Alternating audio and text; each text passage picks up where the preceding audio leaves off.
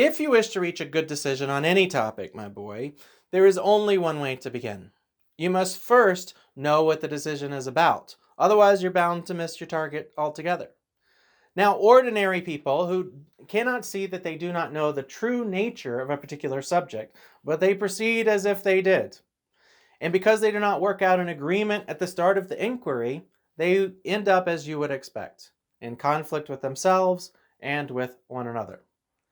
Now, you and I better not let this happen to us since we criticize it in others, because you and I are about to discuss whether or not a boy, a student, should make friends with a teacher who loves him, rather than one who does not love him. Therefore, we should agree on defining what love is and what effects it has. That way, we can look back and refer to this definition as we try to find out whether to expect benefit or harm from love. Now, as everyone plainly knows, love is some kind of desire, but we also know that even people who are not in love have a desire for what is beautiful. So how shall we distinguish between these two, the one who is in love and the one who is not in love? We must realize that each of us is governed by two principles, which we follow wherever they lead. One is our inborn desire for pleasures. The other is acquired judgment, which pursues what is best. Now, sometimes these two are in agreement, but there are times when they quarrel within us, sometimes one gaining control and sometimes the other gaining control. Now, when it is judgment that is in control and leads us by reasoning towards what is best, that sort of self-control is called being in your right mind. But when desire takes command in us and drags us without reasoning towards pleasure, then its command is known as outrageousness. Now, outrageousness has as many different names as the forms it can take, and these are also quite diverse. Whichever form stands out in a particular case gives its name to the person who has it. And that is not a pretty name to be called, not worth earning at all.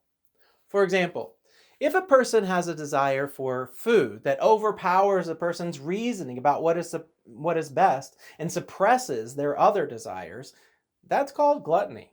And we give to him the name of glutton. While if it's a desire for a drink that plays the tyrant and leads the man in that direction, well, we all know what name we'll call him then. Cheers. And now it should be clear that how to describe someone appropriately in all these other cases. Call that man by that name, sister to the other ones, that derives its name from the sister of those desires that controls him at that moment. And as for this desire that has led us to say all of these things, it should be obvious already, but I suppose that things said are better understood than things unsaid. So here's our definition of eros. The unreasoning desire that overpowers a person's considered impulse to do what is right and is driven to take pleasure in beauty. Its force reinforced by its kindred desires for beauty in human bodies. This desire, all-conquering in its forceful drive, takes its name from the word force, rome, and is called eros.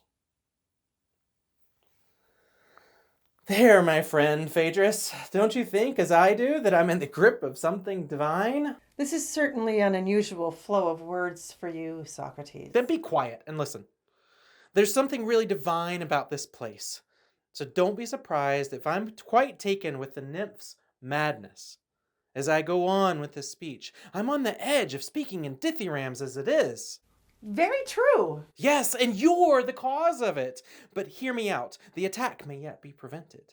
That, however, is up to God. What we must do is face the boy again in the speech. All right then, my brave friend. Now we have a definition for the subject of our decision. Now we have said what it really is. So let's keep that in view as we complete our discussion. What benefit or harm is likely to come from the lover or the non-lover, from the boy who gives him favors? It is surely necessary that a man who is ruled by desire and is a slave to pleasure will turn his boy into whatever is most pleasing to himself. Now, a sick man takes pleasure in anything that does not resist him, but sees anyone who is equal or superior to him as an enemy. That is why a lover will not willingly put up with a boyfriend who is his equal or his superior, but is always working to make the boy he loves weaker and inferior to himself. Now, the ignorant man is inferior to the wise one, the coward inferior to the brave, the ineffective speaker to the trained orator, and the slow-witted to the quick-witted. By necessity, a lover will be delighted to find these mental defects and more, whether acquired or innate, in his boy. And if he does not, he will have to supply them or else lose the pleasure of the moment. The necessary consequence is that he will be jealous and keep the boy away from the good company of anyone who would make a better man out of him.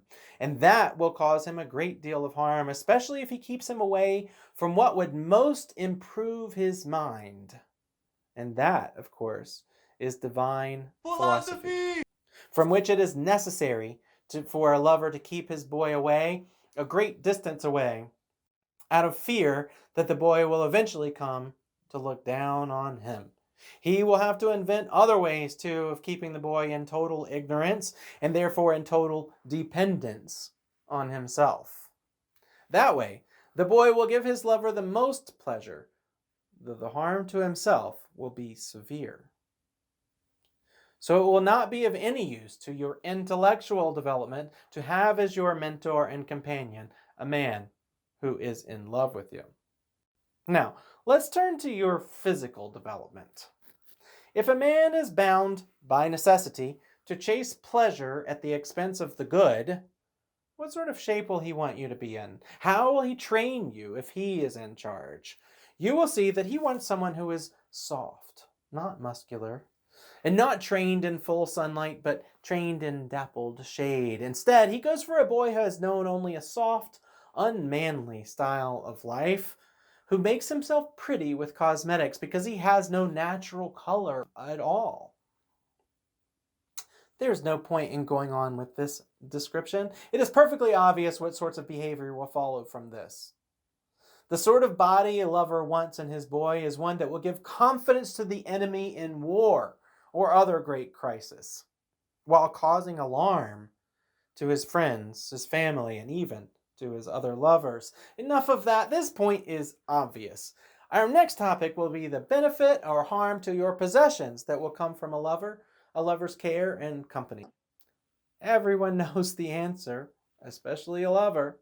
His first wish will be for a boy who has lost his dearest, kindliest, and godliest possessions, namely his mother, his father, and other close relatives. He would be happy to see the boy deprived of them, since he would expect them either to block him from the sweet pleasure of the boy's company or to criticize him severely for taking it. What is more, a lover would think any money or other wealth that the boy owns would only make him harder to snare, and once snared, harder to handle. It follows by absolute necessity that wealth in a boyfriend will cause his lovers to envy him, while his poverty will be a delight. Furthermore, he will wish the boy to stay wifeless, childless, and homeless for as long as possible, for that's how long he wishes to go on plucking his sweet fruit. There are other troubles in life, of course, but some divinity has mixed them with a dash of immediate pleasure. A flatterer, for example, may be an awful beast and a dreadful nuisance, but nature makes flattery rather pleasant by mixing a little culture with its words. So it is also with a mistress, for all the harm we accuse her of causing, and with many other creatures of that character and their callings. At least they are delightful company for a day. But besides being harmful to his boyfriend, a lover is simply disgusting to spend the day with. Youth delights youth, as the old proverb goes, because, I suppose, friendship grows from similarity, as the boys of the same age chase after the same kinds of pleasures. But you can even have too much of people your own age. Besides, as they say, it is miserable for anyone to be forced into anything by necessity. And this, to say nothing of the age difference, is most true for the boy of his lover. The older man clings to the younger day and night, never willing to leave him alone, driven by necessity and goaded on by the sting that gives him pleasure every time he sees, hears, touches, or perceives his boy in any way at all, so that he follows him around like a servant with pleasure. As for the boy, however, what comfort or pleasure will the lover give him during all the time that they spend together? Won't it be disgusting in the extreme to see the face of that older man who's lost his looks? And everything that goes with that face? Why, it's even miserable to hear about them, hear them mentioned, much less to actually have to handle them, as you would constantly be forced to do. To be watched and guarded suspiciously all the time with everyone, to hear praise of yourself that is out of place and excessive, and then to be falsely accused, which is unbearable when the man is sober, and not only unbearable, but positively shameful when he is drunk and lays into you with a pack of wild, barefaced insults. While he is still in love, he is harmful and disgusting, but after his love fades, he breaks his trust with you for the future. In spite of all the promises he has made, with all those oaths and entreaties, which just barely kept you in a relationship that was troublesome at the time, in hopes of future benefits. So then, by the time he should pay up, he has made a change. And he's installed a new ruling government in himself. Right-minded reason in the place of the madness of love. The boy does not even realize that his lover is a different man. He insists on his reward for past favors and reminds him of what they had done and said before, as if he were still talking to the same man. The lover, however, is so ashamed that he does not dare tell the boy how much he has changed, or that there is no way, now that he is in his right mind and under control again, that he can stand by the promises he had sworn to uphold when he was under that old, mindless regime. He is afraid that if he acted as he had done before, he would turn out the same again and revert to his old self. So now, he is a refugee, fleeing from those old promises on which he must default by necessity. He, the former lover, has to switch roles and flee, since the coin has fallen the other way, while the boy must chase after him, angry and cursing. All along, he has been completely unaware that he should never have given his favors to a man who was in love, and who therefore had, by necessity, lost his mind. He should much rather have done it for a man who was not in love, and who had his wits about him. Otherwise, it follows necessarily that he'd be giving himself to a man who is deceitful, irritable, jealous, disgusting, and harmful to his property, harmful to his physical fitness, and absolutely devastating to the cultivation of his soul, which truly is and always will be the most valuable thing to gods and to men. These are the points you should bear in mind, my boy. That you should know that the friendship of a lover arises without any goodwill at all. No, like food, its purpose is to sate hunger. Do wolves love lambs? That's how a lover befriends a boy. That's it, Phaedrus. You won't hear another word from me, and you'll have to accept this as the end of my speech. But I thought you were right in the middle. I thought you were about to speak at the same length about the non-lover, to list his good points and argue that it's better to give one's favors to him. So why are you stopping now, Socrates? Didn't you notice, my friend, that even as though I am criticizing the lover, I've passed beyond lyric into epic poetry? What do you suppose will happen to me if I begin to praise his opposite? Do you realize that the nymphs to whom you so cleverly exposed me will take complete possession of me? So I say instead in a word that every shortcoming which we blame the lover has its contrary advantage and the non-lover possesses it. Why make a long speech of it? That's enough about them both. This way my story will meet the end as it deserves, and it will cross the river and leave before you make me do something even worse. Not yet. Not until this heat is over. Don't you see that it is almost exactly noon? Straight up, so they say. Let's wait and discuss the speeches and go as soon as it turns cooler. You're really superhuman when it comes to speeches, Phaedrus. You're truly amazing. I'm sure you've brought into being more speeches than have been given during your lifetime than anyone else. Whether you composed them yourself or in one way or another forced others to make them. With the single exception of Simmias the Theban, you are far ahead of the rest. Even as we speak, I think you're managing to cause me to produce yet another one. Oh, how wonderful! But what do you mean? What speech?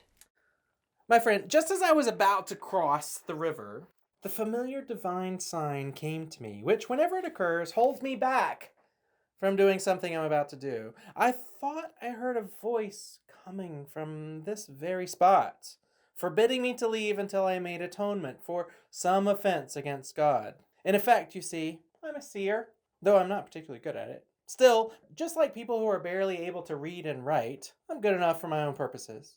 I recognize my offense clearly now. In fact, the soul, too, my friend, is sort of a seer itself. That's why, almost from the beginning of my speech, I was disturbed by a very uneasy feeling, as Ibycus puts it, that for offending God I am honored by men. But now I understand exactly what my offense was.